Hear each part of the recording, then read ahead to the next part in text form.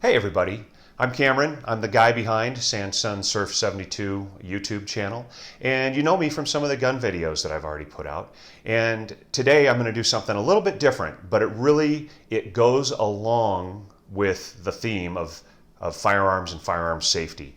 So what I have for you today is both a review and a how-to for an individual trauma kit.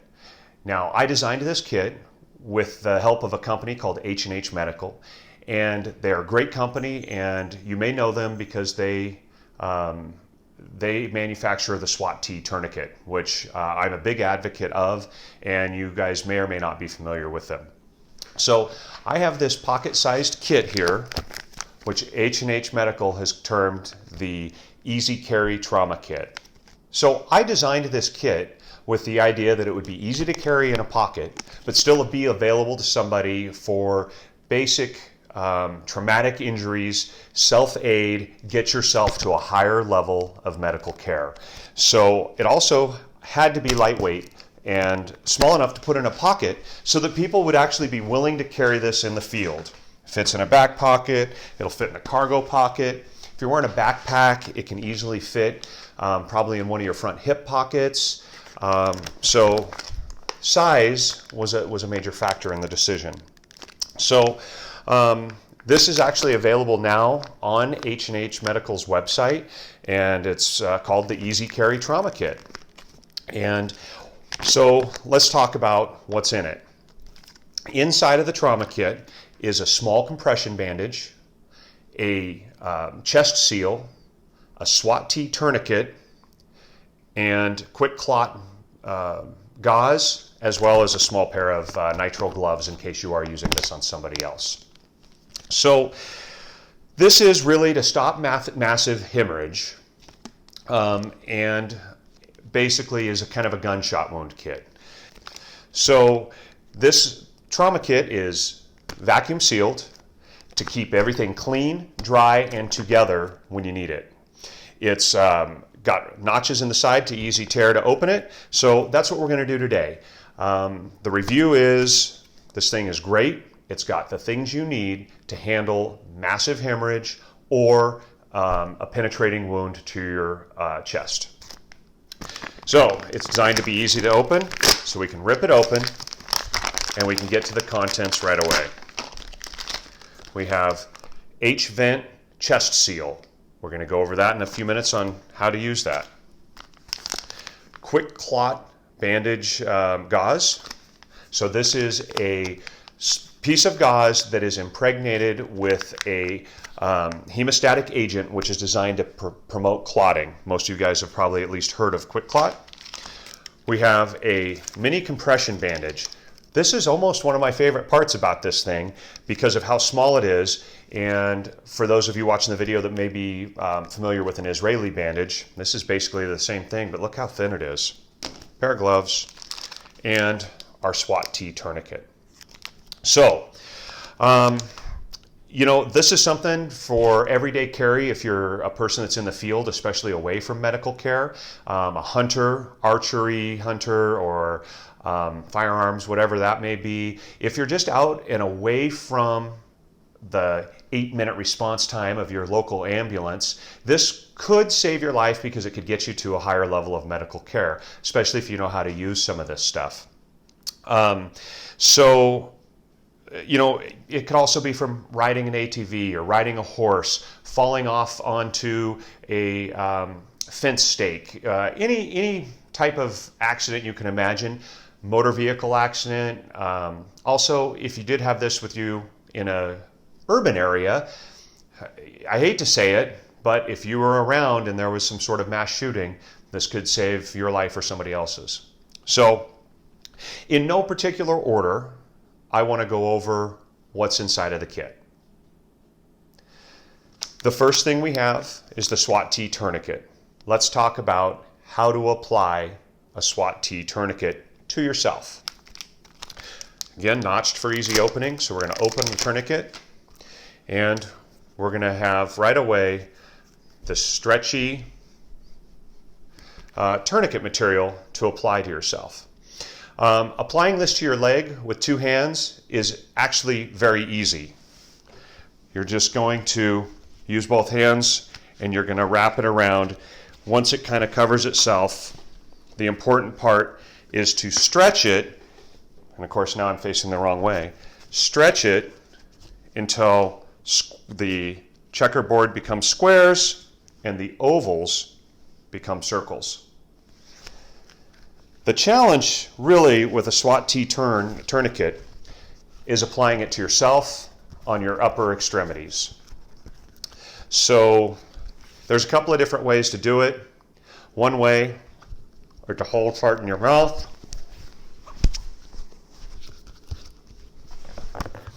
until you get it tucked under and start wrapping. We're going to pull it tight each time. We go around, pulling until these become squares and the ovals become circles. Once you get to the end, you should have good occlusion, and you're going to tuck under the last wrap, and it'll hold, or you can just hold it. If you're trying to self-evacuate, maybe you'll just hold it while you get yourself out.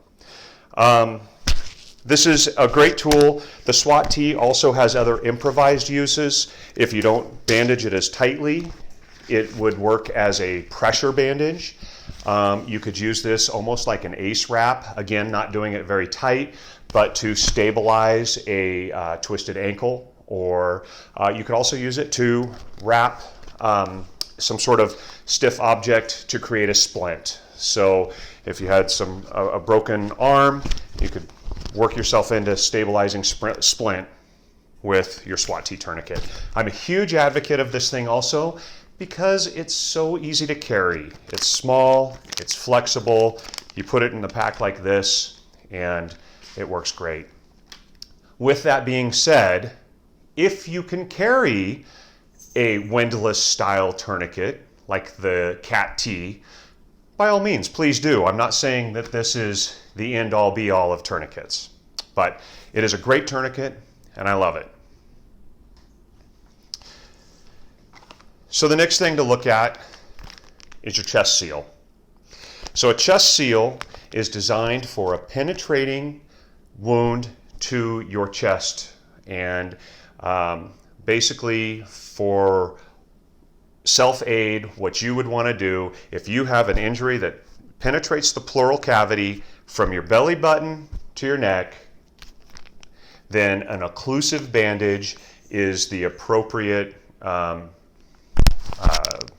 medical care. So in this case, again, we're just going to rip it open. There's a small piece of gauze so that you could wipe off whatever blood or dirt is there. Peel the backing. It's like a bullseye. Put it right over it, stick it on. This is super sticky gel designed to stick to your skin. By the way, this would all be on your skin, not on your shirt. I just don't want to rip off my shirt on camera. It's designed to stick on skin, through your hair, through the mud, through the blood, and stay on. And then if you look closely, you can see these little vents that are built into it, and that's going to allow pressure to escape from the pleural cavity, but not go in where you could create a pneumothorax.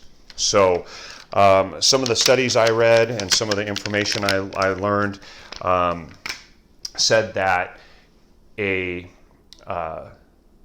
traumatic pneumothorax can cause death in minutes, but if treated with an occlusive bandage, that time can be changed to potentially hours. So again, the difference between getting to a higher level medical of care and not.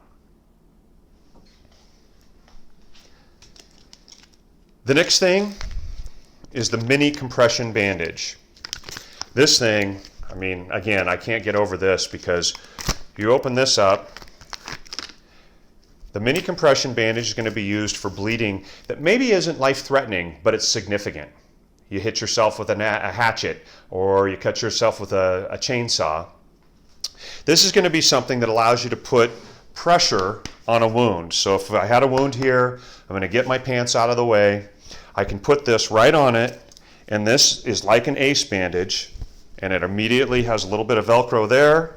I'm going to stretch it to make it appropriately tight, putting extra pressure on my bandage.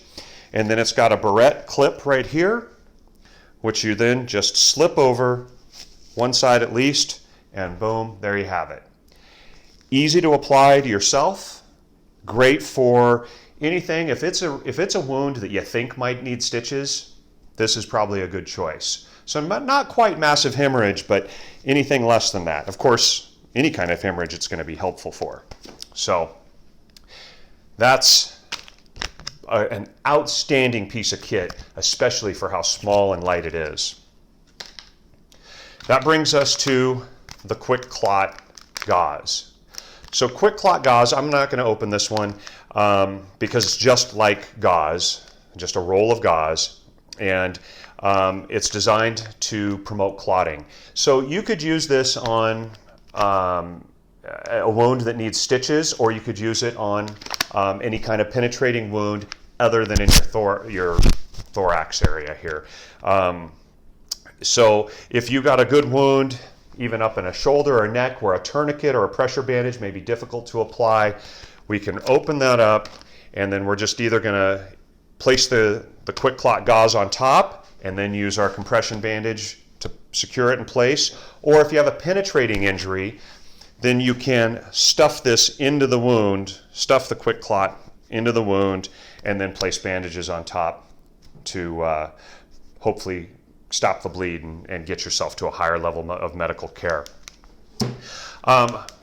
My advice on this is, if you use hemostatic gauze, follow up with proper professional medical care. If you were bleeding bad enough to use it, I don't think it's a good idea to just take it off. So get to that higher level of medical care. Last thing in here, I don't think it needs any explanation. Some gloves in case you have to use this on somebody else.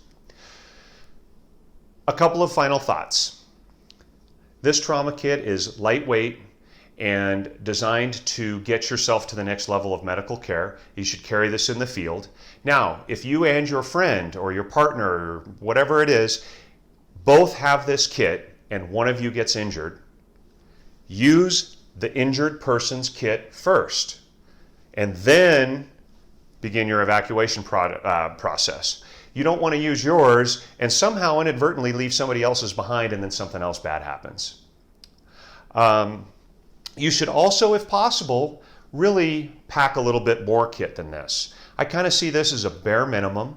And the thing is that sometimes we're out doing something where we don't want to carry more stuff. So if you don't have more, well, this is better than not having anything. But to get some of the more complete first aid kits that are on the market isn't a bad idea as a supplement to this. And finally, I just have to say that none of this is medical advice. This is what I've taught you on what is considered best practices in using these items. But anything you do, you should research yourself. And I will put some links in the information on this video as to my sources for both how to use these items as well as where to get these items. So I hope this was good stuff for you guys. I really think that being able to take care of yourself is important. So click the subscribe button. I hope you guys keep watching my videos, and I hope I can come up with some more good stuff for you guys. And that's it.